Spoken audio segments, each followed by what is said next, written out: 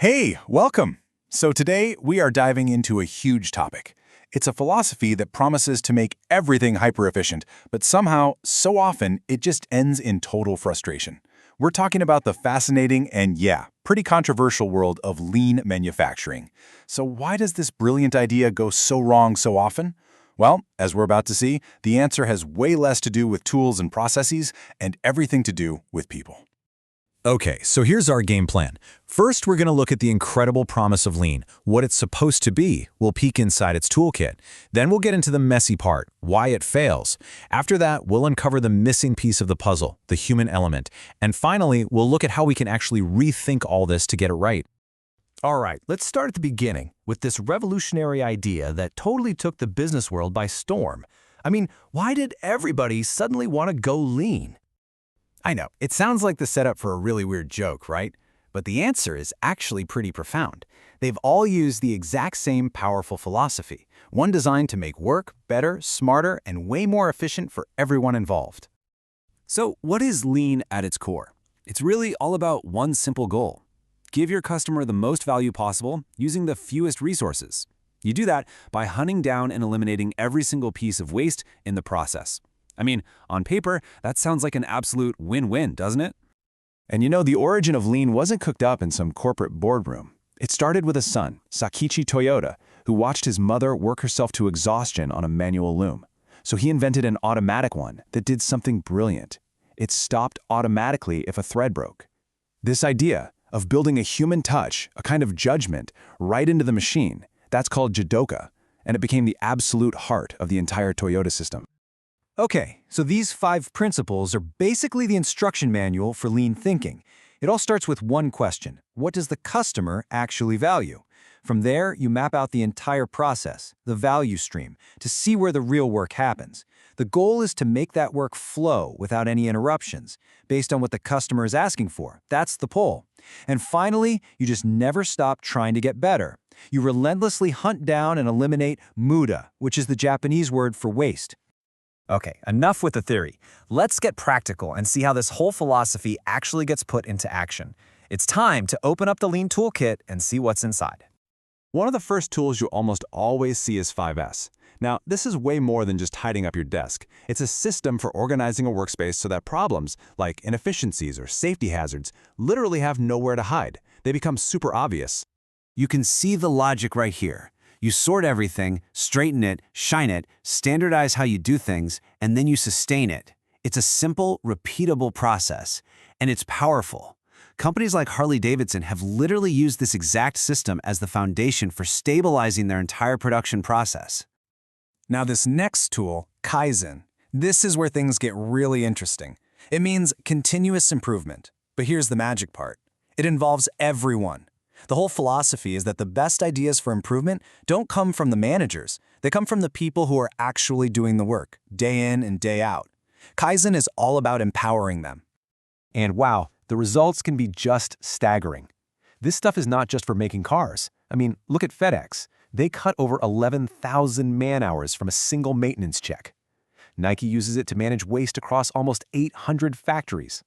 Even Bank of America uses lean to solve problems like statement errors. The applications are just massive.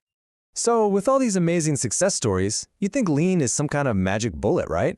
A foolproof plan for any business. But there is a dark side, a really dark side, when this powerful idea gets twisted and misunderstood. Just let that sink in for a second. This quote is from a factory worker on Reddit, and it is absolutely brutal. It captures this deep, raw frustration that so many employees feel. So how can something that sounds so good in theory end up feeling so bad in the real world? And this is the reality for so many people on the ground. For this person, a 27-year veteran, lean didn't mean improvement. It meant being pressured to do the work of 3 people for the pay of 1. It meant watching your friends and colleagues lose their jobs. To them, lean isn't a philosophy of empowerment. It's a threat. So how does such a good idea fall apart like this? Well, a lot of it is because the modern workplace is just a tangled mess. Supply chains stretch across the globe. The marketing team has no clue how their work impacts the factory floor, and it's all held together by these ancient, rigid IT systems that make even the simplest change feel like moving a mountain. The system itself just fights back against improvement. And that brings us right to the absolute core of the paradox. See, the problem isn't the tools. 5S and Kaizen, they're great tools. The problem is a total failure to understand the philosophy, the soul that's supposed to be guiding them. This slide right here, this says it all. So many Western companies basically copied and pasted the continuous improvement part, the tools, the tech, the focus on efficiency, but they completely left behind the other, equally important pillar of the whole system, respect for people. That includes these huge cultural ideas like group loyalty, making decisions together, and job security. That was the soil that Lean originally grew in, and they tried to transplant it into concrete. A great way to actually visualize this gap is with something called the McKinsey 7S model.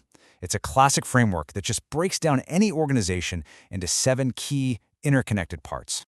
And the model splits those parts into 2 types. You've got the hard S elements, the stuff you can easily draw on a chart, like your company's strategy or its IT systems.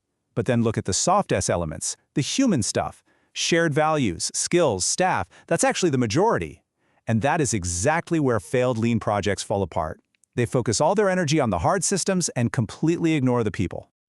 So, the big question is, how can organizations avoid falling into this trap? How do you get it right? Well, let's wrap this up with a great example that puts the human side of the equation right where it belongs, front and center. So check this out. Over at a dental school, they had a problem. Their customers, in this case the dental students, were getting super frustrated. They had this new technology, an electrical handpiece, that was supposed to be an upgrade, but it came with this bulky control box he had to plug in and unplug constantly. It was just a daily nightmare. But instead of just telling the students to deal with it, they listened. They applied a Lean principle called quick changeover and worked with the vendor to integrate those bulky boxes right into the dental stations.